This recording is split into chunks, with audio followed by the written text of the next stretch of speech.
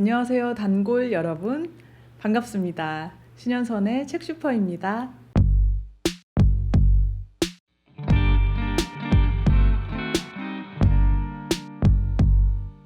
어느덧 가을이에요. 벌써 10월인데요. 사실 가을이 짧긴 하죠. 여름이 길고 가을이 왔나 하면 또 추운 겨울이 길게, 요즘에는 계절이 좀 이상하잖아요. 어쨌든 제가 옛날 사람이라 그런지 가을 하면 축제의 계절이거든요, 제 마음속에는. 근데 하지만 지금은 꼭 그렇지만도 않은 것 같아요. 왜 워낙 재미있는 축제들이 사시사철 많잖아요. 책 축제만 해도 그렇죠. 주로 6월에 열리는 서울국제도서전, 그리고 곧이어 열리는 전주책회 같은 북페어를 비롯해서 전국 각지에서 되게 재미있는 그 책 축제가 많아요. 여러분도 당연히 아실 거라고 생각하고요. 늘 저도 이 소식에 귀 기울여야 하고, 그리고 또 티켓팅도 발빠르게 해야 되잖아요. 그 티켓팅 좀 놓쳤다 싶으면 거기 너무 재밌었다던데 막 이런 이야기도 들려오고, 그럼 또 몹시 아쉽고요. 네, 저만 그런 거 아니죠? 저도 시간이 허락하는 한 최대한 여기저기 가보고 싶고 가보려고 하고 있는데요. 무엇보다 그런 현장에서 만나는 우연한 만남을 너무너무 좋아하기 때문이에요. 왜 동네 책방을 찾아다니는 것도 같은 이유인데요. 저마다 아주 그 매력적인 큐레이션이 있고, 그리고 그곳에 가야만 내가 미처 몰랐던 책들을 우연하게 만나는 행운도 맞이할 수 있잖아요. 갈 때마다 그래서 저는 또 어떤 책을 만나려나 라는 설레는 마음이 있는 것 같습니다. 책슈퍼 첫 시간에 제가 그 필사책에 관한 이야기도 드렸는데요. 같은 맥락인 것 같거든요. 오프라인에서 책을 마주치는 경험은 어쩐지 이 몸의 경험과도 더 가까운 것 같아요. 그렇게 발견된 책은 이 책이 무슨 책인가에 더해서 이 책을 내가 어디에서 만났고, 그리고 어떻게 만났나라고 하는 어떤 서사가 하나 더 쌓이는 거잖아요. 그래서 더욱 각별해지고, 저도 책장을 보면서 종종 그러거든요. 이 책은 내가 강릉에서 만났지. 이 책은 공주에 가서 만났지. 이런 식으로. 그래서 일종의 여행 지도가 되는 셈이거든요. 단골 여러분께도 그런 여행 지도가 있는지 궁금합니다. 제가 이 이야기를 드린 것은 오늘 소개할 책과의 만남이 어땠는지를 말씀드리고 싶어서예요. 오늘 소개할 책은 동쪽의 밥상이라는 책입니다. 제가 이 책을 지난 8월 말에 있었던 군산 북페어에서 만났어요. 이 온다 프레스 출판사에서 이 책과 함께 아주 손바닥만한 황태채를 같이 포장해서 주고 계시더라고요. 그게 너무 재미있어서 바로 구매를 했죠. 그리고 이 책을 읽었는데 아니 웬걸. 왜 황태채였는지 바로 납득했습니다. 네, 제가 그 얘기는 차차 드릴게요. 이 책은 속초 출신의 엄경선 작가님이 2020년에 출간을 했던 책이에요. 2020년 출간 당시에도 이 책에 관심을 갖긴 했었는데 읽지는 않았었거든요.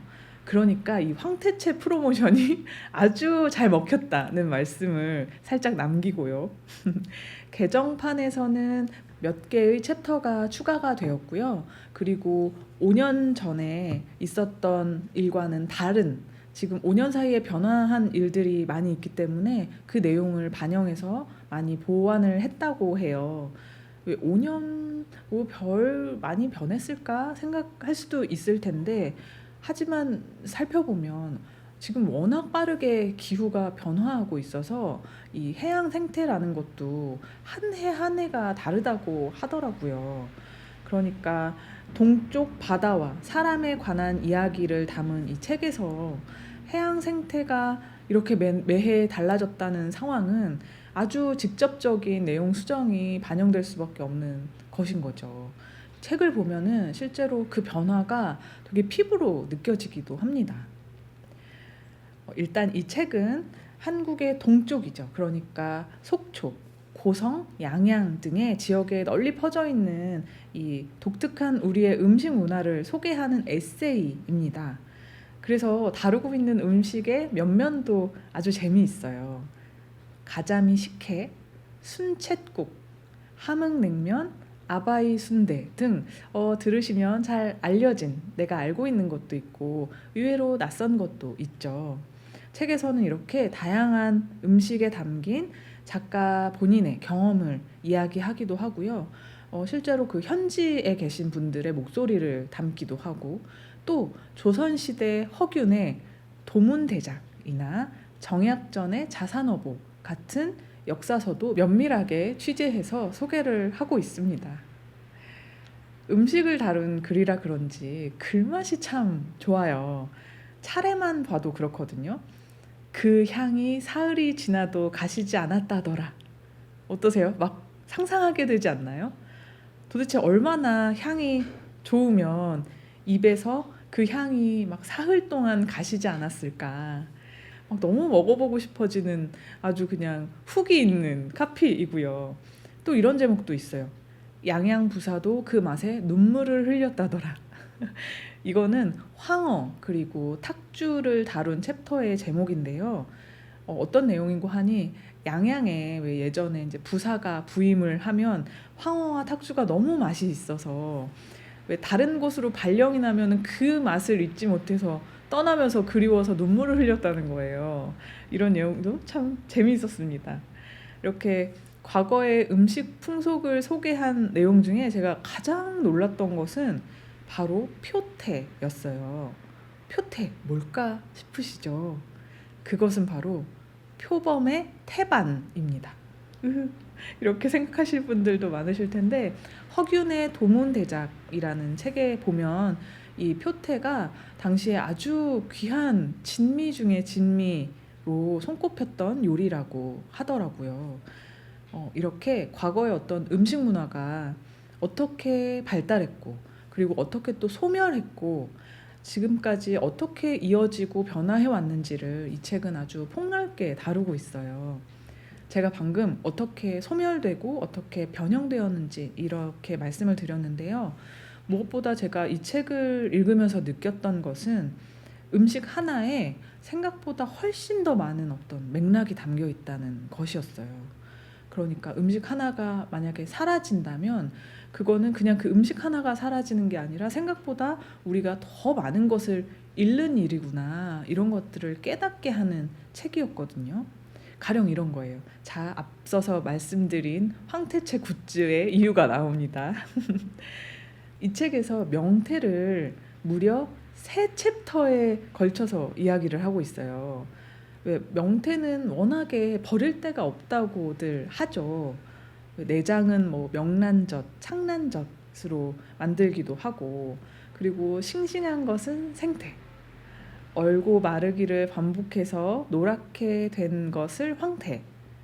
그런데 그 말렸을 때 검은 빛으로 말리면 먹태, 그리고 배를 갈라서 말리면 짝태, 그리고 적당히 말려서 잎을 꿰서 묶으면 그게 코다리, 그리고 작은 치어는 노가리. 이렇게 이름도 얼마나 많습니까? 그런 명태가 동해에는 워낙에 많이 났었다고 해요. 아주 인상 깊었던 것이 있었는데, 명태가 정말 많이 나는 그 함경도 지역에서는 명태를 100바리 잡으면 기념으로 떡을 해서 먹었대요. 그래서 일명 100바리 떡이라고 하는데요. 한 바리가 100두름, 그리고 한 두름은 20마리라고 해요. 그러니까 100바리면 20만 마리. 엄청나죠. 그러니까 그렇게나 어떤 명태잡이 한 철에 막 수십만 마리가 잡혔을 정도로 명태가 많이 났고, 명태가 많이 나면은 너무 좋다 하면서 떡도 돌려서 먹는 그런 문화가 있었던 것인데, 지금은 동해안에서 명태가 거의 잡히지 않잖아요. 그래서 지금은 명태, 우리가 먹는 명태를 보면 왜 원양산 이렇게 많이 있고, 당연히 그 100바리 떡 하는 문화도 거의 없어지고요. 그 밖에도 뭐 양미리, 도루묵, 그리고 오징어처럼 이 책에서는 과거에 아주 그냥 넘치게 많아서 서민들의 어떤 배고픔을 위로해줬던 그런 음식 식재료들이 지금은 너무나 그 어획량이 너무나 많이 줄어서 이 값이 너무 비싸진 그런 상황들이 반복해서 나오더라고요. 그만큼 이 기후 변화 그리고 해양 수온 상승으로 인해서 해양 생태가 너무 많이 달라졌다는 이야기를 이 책을 통해서 알 수 있고, 정말 깜짝 놀랐던 게, 제가 오징어를 또 좋아하기도 하는데 이 책에 한때는 오징어가 정말 많이 나왔을 때 20마리에 10,000원 하던 시절이 있었다는 문장이 나와요. 정말 충격받았습니다. 지금은 정말 상상할 수 없는 상황이잖아요. 이처럼 어쩔 수 없이 그런 기후 위기 그리고 왜 산업화의 문제들을 생각하게 하는 이야기들이 많이 있고, 앞서서 제가 그 향이 사흘이 지나도 가시지 않았다더라 라는 챕터의 제목도 말씀드렸는데, 그 음식은 갯방풍이라는 음식에 관한 이야기였거든요. 이 갯방풍이라는 것이 워낙에 향도 좋고, 그리고 영랑호, 속초의 영랑호 있잖아요. 그곳에도 흔하게 많이 나는 어떤 나물이라서 사람들이 정말 많이 즐겼다고 하는데요. 이게 또 풍을 치료한다는 이야기가 막 퍼지면서 사람들이 엄청나게 남획을 막 한 거죠. 그래서 지금은 그게 거의 다 훼손되고 소멸되는 어떤 그런 상황이 있습니다. 그래서 한 해 한 해가 이렇게 매번 다르고, 작년에 혹시나 많이 났어도 올해 어떻게 될지 모르고 이런 상황이 지금의 우리의 현실이다라는 것도 보여주면서 읽는 내내 마음이 참 복잡하기도 했어요. 너무너무 아름다운 음식 문화인데 이것이 점점 과거로 밀려나고 있다는 게, 그리고 거기에 어떤 우리의 책임이 있다는 게 네, 마음이 무겁죠. 그러니까 이 책은 한 음식이 우리의 식탁에 오르기까지 얼마나 많은 수고가 있는지, 그리고 그 안에 얼마나 다채로운 삶의 맥락이 있는지, 그리고 인간의 개입이 이 변화를 어떻게 이끌고 있는지를 보여주고 있고요. 따라서 이 변화의 속도를 좀 늦추려면, 혹은 이 변화를 좀 멈추게 하려면, 아니면 조금이나마 좀 나은 쪽으로 변화하게 하려면 우리가 무엇을 해야 할 것인가까지도 생각하게 하는 아주 좋은 책이었어요. 제가 이렇게 묵직한 얘기를 했지만 아마 읽으시는 분들도 그런 고민들을 하게 되시게 마련이겠지만, 일단 재밌습니다. 책이 재밌어요. 중간중간에 그 음식이나 풍경과 관련한 사진들도 담겨서 이렇게 보는 재미도 있고요. 그리고 읽는 한 사람 한 사람이 내가 경험한 또 동쪽의 풍경과 음식이 있을 거잖아요.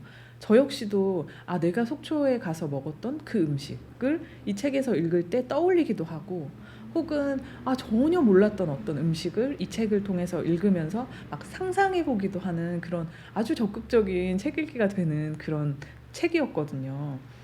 그래서 이 책을 가지고 속초의 고성에 양양에 한번 가보는 것도 너무 재미있는 여행 방법이겠다, 이런 생각도 했어요.